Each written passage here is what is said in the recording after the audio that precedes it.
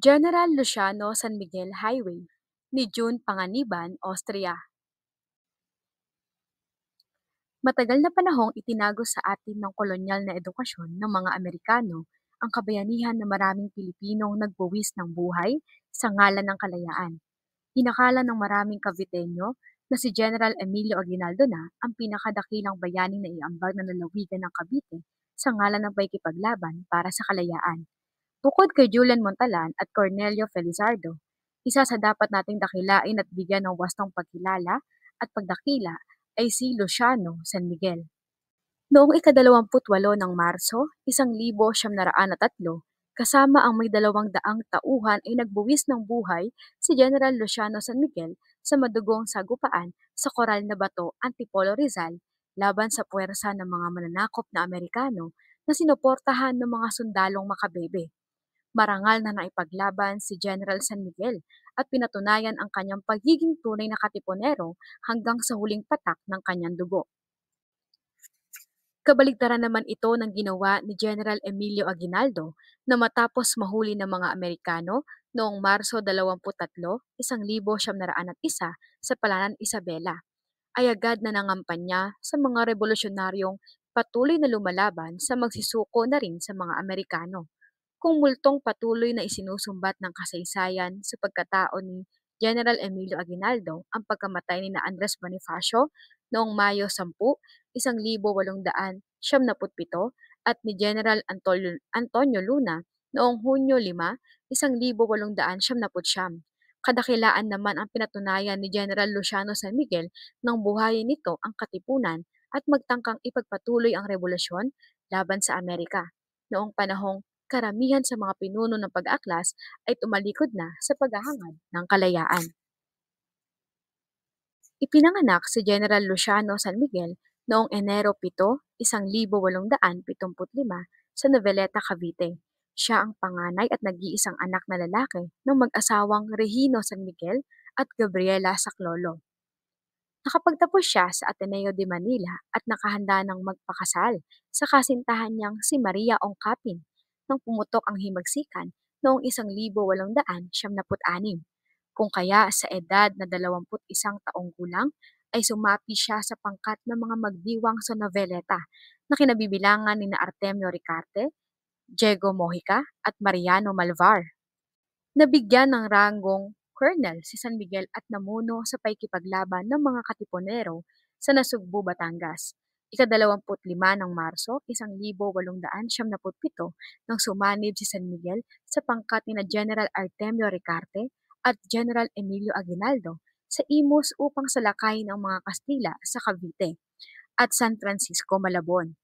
Hindi na isa katuparan ang pagsalakay, subalit ng sinundang araw ay pinamunuan ni San Miguel kasama ang mga tauhan ni Andres Bonifacio at General Julian Montalan ang mga sundalong Kastila sa Barrio Bacau, San Francisco de Malabon.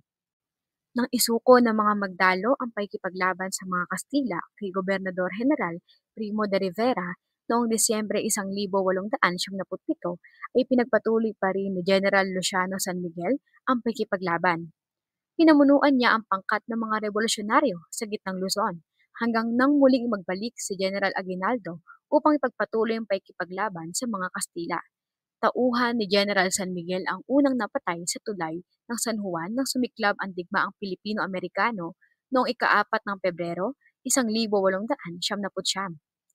Ipinagpatuloy ni General Luciano San Miguel ang paikipaglaban sa mga Amerikano kahit pa isa-isa nang nagsisuko ang mga pinuno ng revolusyon, gaya ni na Emilio Aguinaldo, General Vicente Lucban at General Miguel Malvar. Binuo ni General San Miguel ang bagong katipunan magmula 1902 na naglalayong ipagpatuloy ang paikipaglaban sa mga Amerikano hanggang sa makamit ang kalayaan. Bandolero o tulisan ay tinatawag sa kanya ng mga Amerikano. Magiting niyang ipinagpatuloy ang pagkapalaya ng bayan kahit pa karamihan sa mga datihan niyang kasama ay nagsisuko na at naipagsabuatan na sa mga Amerikanong mananakop. Kasabay ng kanyang pakikipaglaban, ang iba pang bayaning itinago ng mga history books na sinulat ng mga Amerikano gaya ng Kabayanihan ni na Macario Sakay, Felipe Salvador, at ng dalawa pang Caviteñong sina General Julian Montalan na taga General Trias at si Colonel Cornelio Felizardo na taga Aniban Bacoor. Sumapit ang wakas ng pagkipaglaban ni General Luciano San Miguel noong ika-28 ng Marso, 1903. Habang nagasalimbayan ang putok ng baril at isa-isang nanlalagas ang mga tauhan ni General Luciano San Miguel, ay narinig siyang sumigaw ng "Ialay ang buhay para sa inang bayan. Ang kalayaan ay ang tunay na kaligayahan at karangalan." 3 bala ang sunod-sunod na tumama sa kanyang katawan at kumitil sa magiting na Kabitenyong General. Nang ang punit-punit at tadtad ng balang watawat ng katipunan ay natagpuan ng mga sundalong Amerikano, ang iba't ibang kasulatan na nag-uugnay sa paghihimagsik ni General San Miguel at ng mga taga-suporta niya sa Maynila. Marahil, kung tulad ni General San Miguel ay namatay sa digmaan ni General Emilio Aguinaldo, ay walang dudang siya na ang kinikilalang pambansang bayani ng kasalukuyang henerasyon.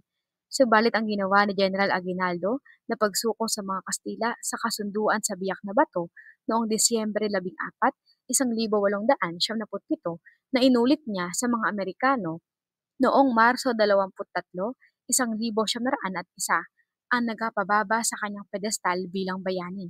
Ang kanyang pagdalo sa Araw ng Kalayaan noong Oktubre 14, 1943, kalayaang ipinagkaloob ng mga Hapones, ay ang pangatlong pagkakataon ng kanyang pakikipagsabwatan sa mga dayuhan.